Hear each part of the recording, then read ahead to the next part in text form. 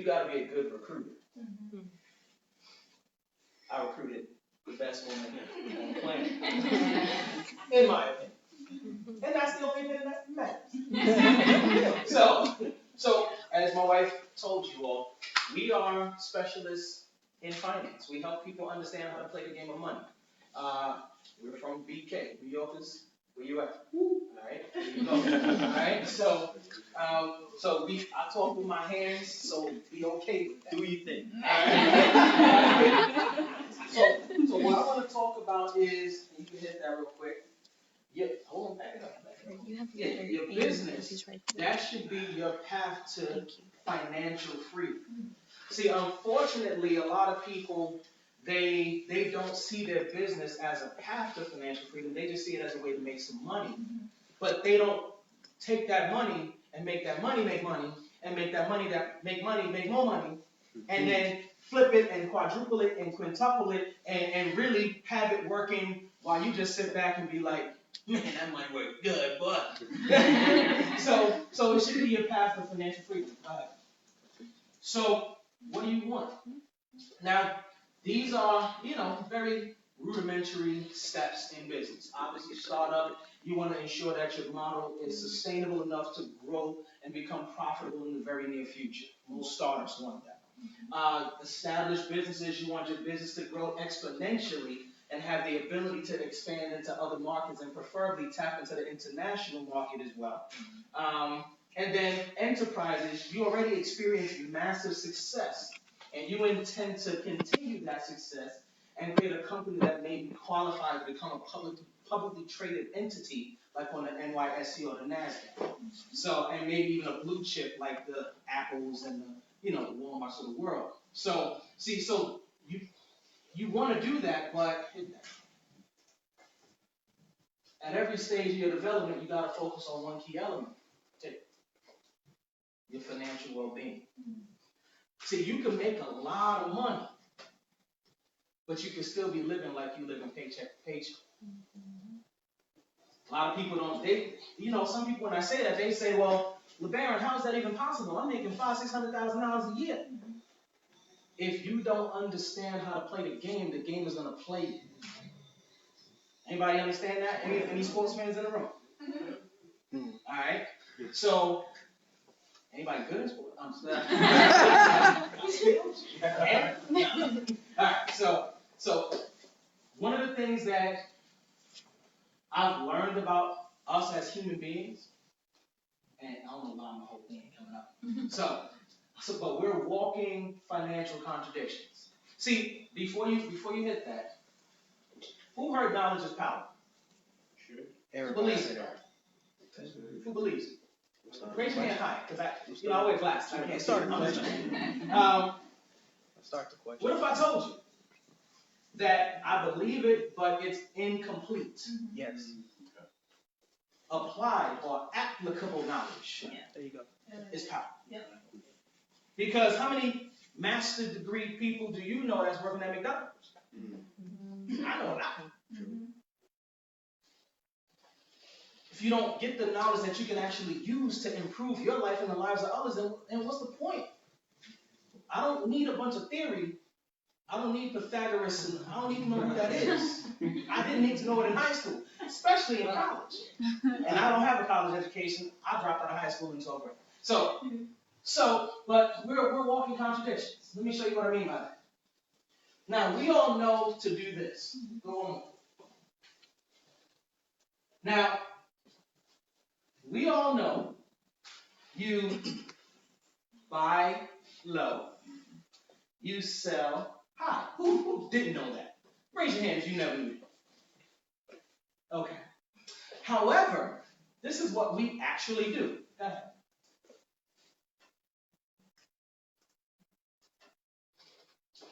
We buy high, which is insane. And when things are going low, we sell. But we all know you buy low and you sell high.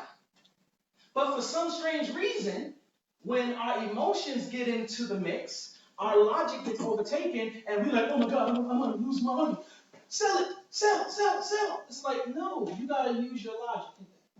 You gotta remember that finance. There you go.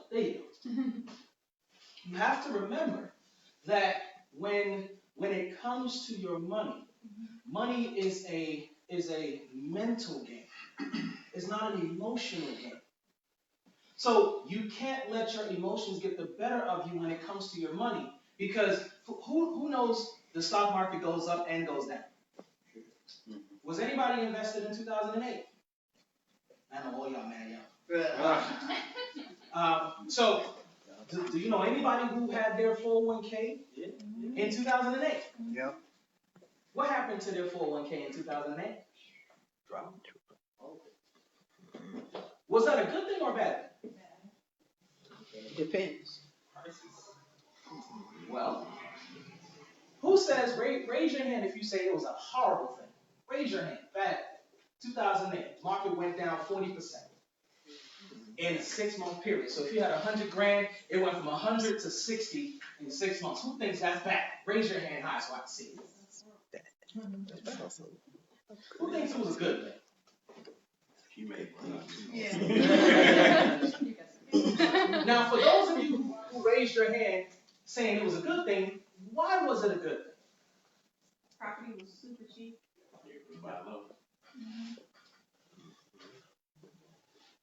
Because we were taught buy low, sell high. There you go. So if you have mega corporations like Microsoft and Apple that went from $800 a share down to $150 a share, Yep. is that a good thing or a bad thing? That's a wonderful. That's a freaking sweet thing. If you don't let your emotions get the better of you. And if you understand what's happening. Exactly. It's all about knowledge that you can use. That's powerful. There you go. If you know how to play the game, if you know how to understand the rules of the game, when things transpire within the game, you know how to move. I know none of the rest of y'all was raised in the hood. I know we was raised in the hood. All right.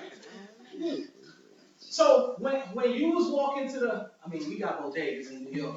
Y'all got bodegas? We got the corner Corner store. Stove. It's just a fancy corner store. It's bodega. Hey, my baby. You get that butter? Nah, I'm just saying. So think about it. If you walk into the bodega and you notice something not right, you notice something out of the ordinary. When you were raised in the hood, you know something about to happen when certain things are out of the ordinary. Yes. Once you recognize it, what do? Do you say, forget it, I need this quarter water, sir. Like, no. You like, it's over. Come on, man. As soon as you get in the building, like, I knew it was about to happen. Because I recognized, because I understood what was transpiring within the environment. Yeah. 2008, if you didn't understand the game, there was no way you could recognize what was transpiring. That was the biggest money-making opportunity of our lifetime. Yes. If you understood it. The challenge is most people don't. Financial education and financial literacy is a huge deficiency, especially when you look like us. We're not taught it in schools. You're not taught it on jobs. You're not taught it anywhere. Our parents, unfortunately, were never taught, so they couldn't teach us. So we have to, it's 2019. There's no excuse now for you not to have access to knowledge. You can go on your phone and learn about finances. The only challenge is that phone is not going to understand where you came from. They're not going to understand your personality. They're not going to understand your emotions. They're not going to understand you, the human being. That's why people like me exist. People who are licensed, experienced, trained to understand the psychology of money when it comes to especially our folks. It definitely kill. You got to manage your personal finance. So as an entrepreneur, there are a few tips I want to make sure you have. First tip is diversify, diversify, diversify. One thing I love about your presentation, Nia, is you are visionary. You got hustle mind. You see different aspects of different ways to make your business make more business and make more money and create another business. And see, visionary thinkers recognize visionary thinkers. You understand diversification. You see all the eggs in one basket? Who like having their eggs in one basket? You do? You got a brother like that, you do. Diversify, baby. All right. So next thing you gotta do is you gotta prepare for the down periods in your business. Yes. You gotta prepare because they will happen. Damn, son.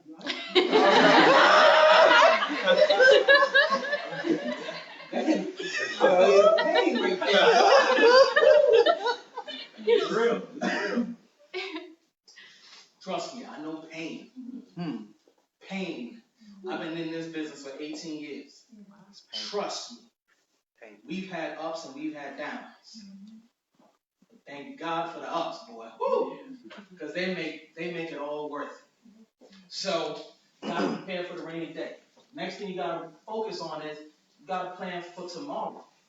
See, a wise man once told me, you gotta live like you're gonna die today, but you also gotta live like you're gonna live the next 1,000 years. Yeah. Which means you gotta plan for today, but also plan for multiple generations while you're here. But teach your next generation how to plan for multiple generations ahead as well. You gotta prepare. How many of you all would like to see 80, 85 years of age? 150. I feel it. Yeah. How many of you would like to see 80, 85, 150 and be broke? That's it. You'd be, look at the Walmart. Would you like a buggy? Like, no. Nah, son. But think about it. When you go to Walmart, who do you see greet you at the door? Yeah. You honestly believe that they want to be there? Hell no, they don't want to be there. They ran out of money. Why? Because nobody taught them how to plan, or they didn't plan. You gotta plan for your future. Next thing is, this is something.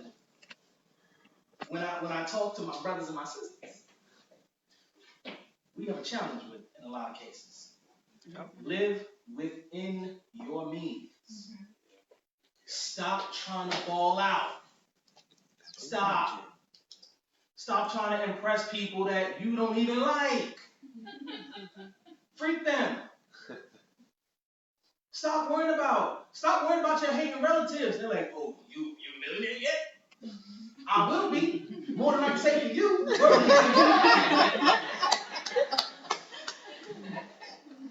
But don't be like, just go get a BMW, show these people. Like, I'm going to rock my Toyota Camry and have $10, $20 million in my assets. Liquid, on top of real estate, on top of businesses that I own. And I'm going to rock my Toyota. I'm going to be like some of my mentors and rock a pickup truck with a hat back. Like, what up, son? You like my pickup? Be just like that. I'm going to go to a thrift store, get me some shoes. But I'm worth 100, 200, 300, 500 million, 2, 5, 20 billion. But I don't have to show you I'm worth that. Why would I? Unless it's a special occasion. Now, if it's a special occasion, then I'll whip out my joint that's been covered in the back of the garage that gets serviced privately by a private staff. And then I'll stun on them for a night. And that's it. And then I go back home and rock my pickup truck. See, that's how you keep your wealth.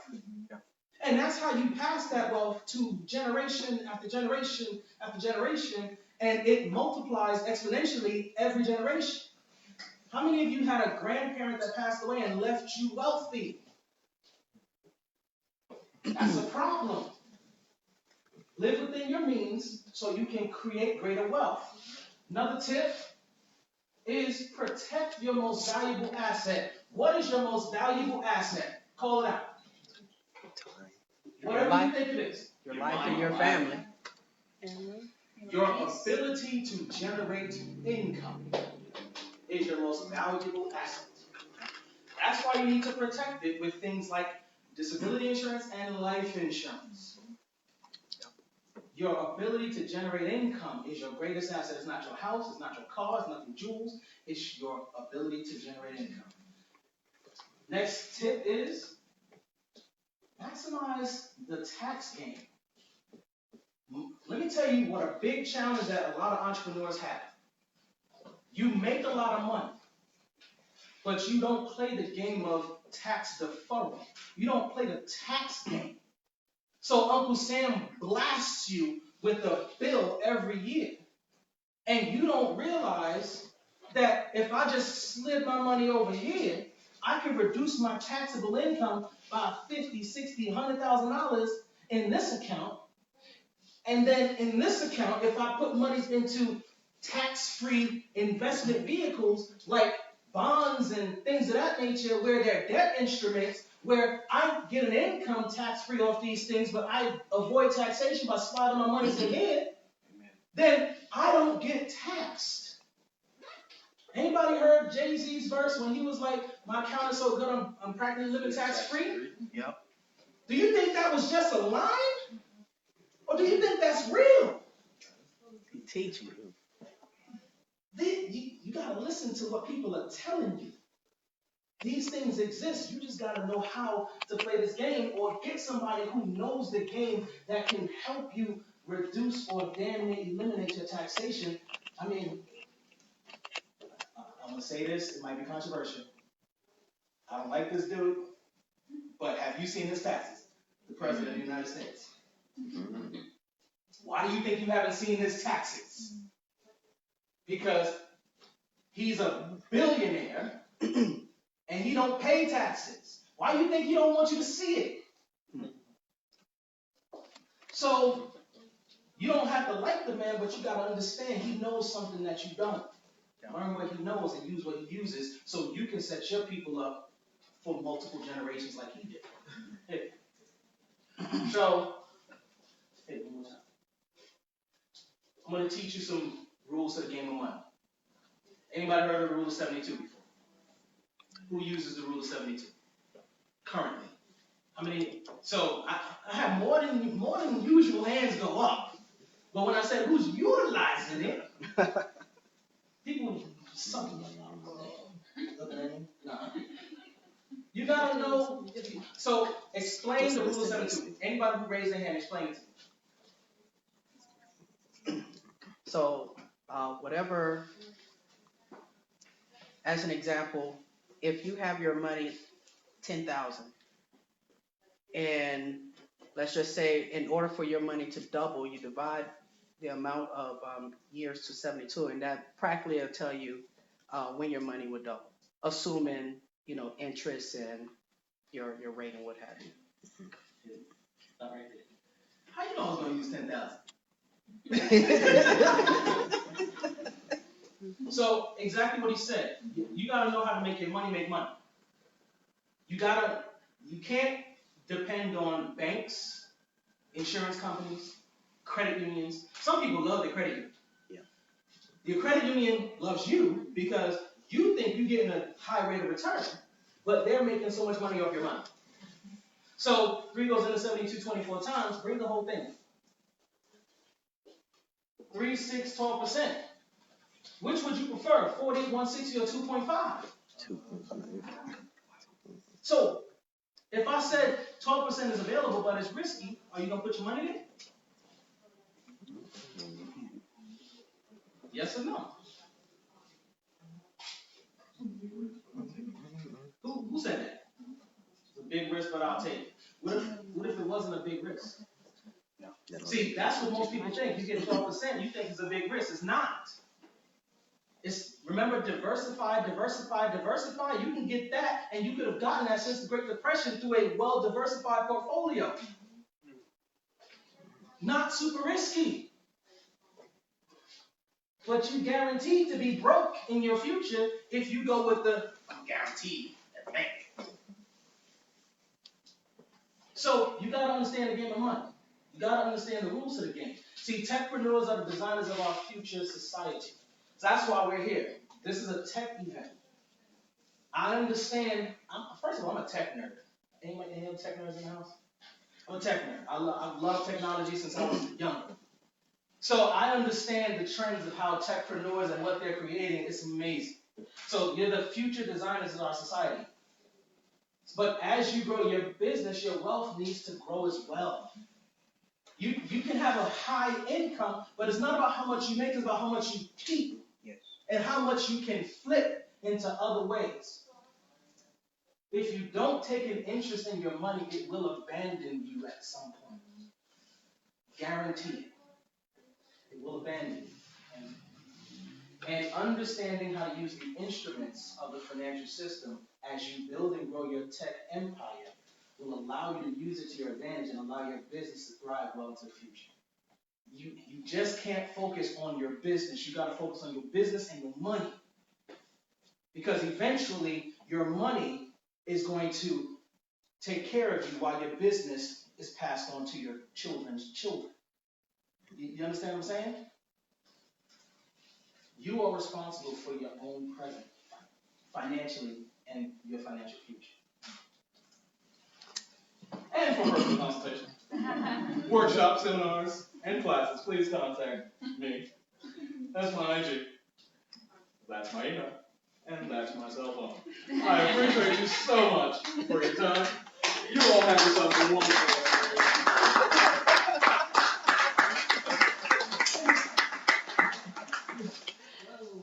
Isn't that amazing?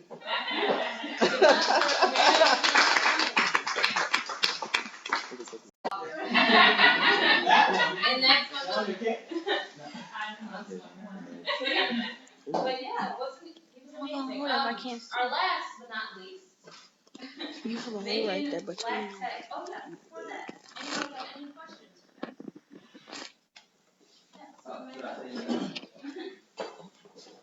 shoot. So, what was one thing through your financial journey that you had the biggest change in your life? Knowledge, what someone told you, or what you experienced? The biggest change in your life. I mean, really quickly. When I was 16 years old, I used to work at the Brooklyn Army Terminal. And I used to work for a company known as Smith Barney. Anybody ever heard of that? Yes.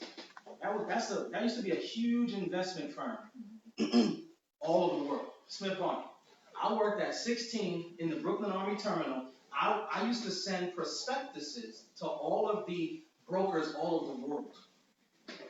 And no one ever said, hey, LeBaron, do you know what this thing is? Mm. Nobody said, do you understand this document known as a prospectus is an investment that can make you wealthy? So fast forward to 23 years of age. Somebody told me about the Rule of 72 and said, you can make your money, instead of working like a borrowed slave the rest of your life. And then I immediately went back to 16 when I worked at Smith Barney, an investment firm, and how they could have taught it to me. And I could have been way further ahead in life if somebody would have said, LeBaron, let me teach you this financial stuff.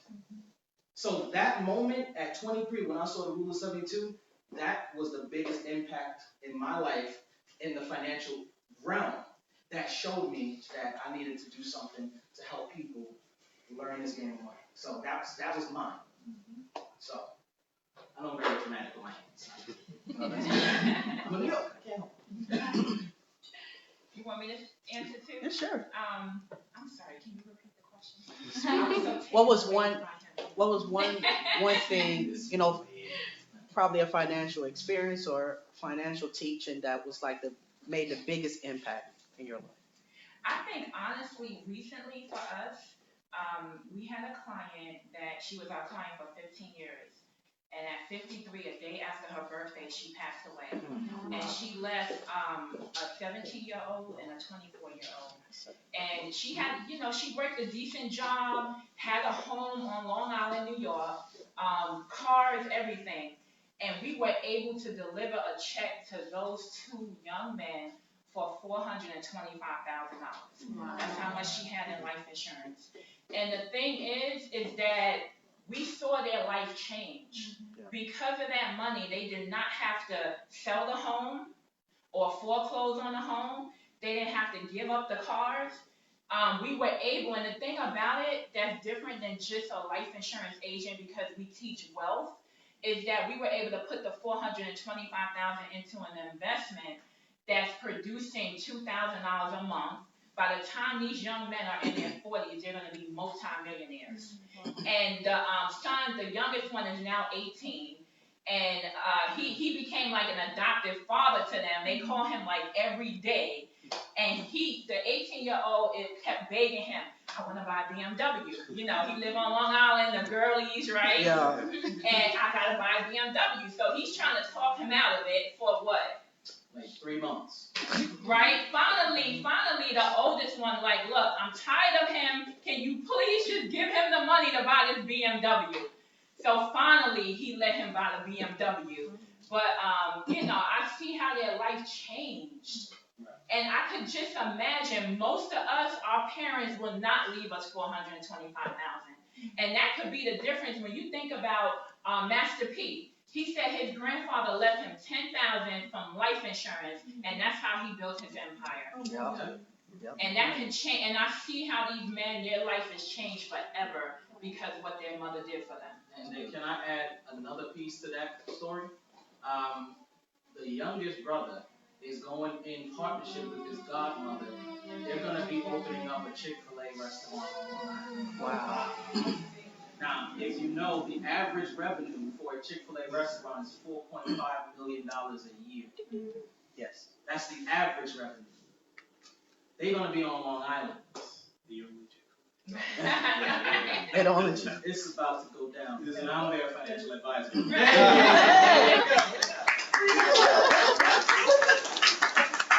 So, any other questions before we? One more question?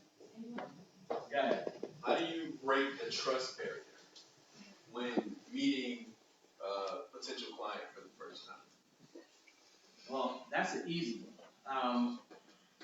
If you go in the door trying to sell somebody something, you're automatically going to be met with a barrier. Now, don't get me wrong. There's going to be a wall up. So, first things first, you gotta let them know you're human. You gotta let them know, look, we came from the same place. I'm gonna tell you about me. I'm gonna let you know about me. I'm gonna learn about you. We're gonna talk about the things that matter to you, your family, your passions. We not just gonna be like, yo, these life insurance good? No. We're gonna talk about the things that you care about. And then as we communicate and as we converse, we start to get on the same side of the table. We start to get on the same page. Now you're more open to the knowledge. And then we always add value. We always add new information and knowledge that most people don't have. And when you give something of value to someone, a lot of times they're more appreciative and they're more willing to become a client. So I've been doing that for 18 years, and thankfully we have a large client base. We have a lot of people that depend on us for their financial security. And I told you, we're not college grads. I dropped out of high school in 12th grade. Even though everybody was like, "Why you was almost done?" I didn't feel like going, damn it. So I did graduate. Well, we never went to college, but we run a successful financial services business, and it's expanding. We're in 9 states, expanded to like 10, 11, just from my agency. And we're looking right now for 10 people to train and teach them how to open their own agency. That's our goal right now. So So, And it's all about each one teaching one, each There you one go. giving the other person. Because that's why I love what Neil was talking about.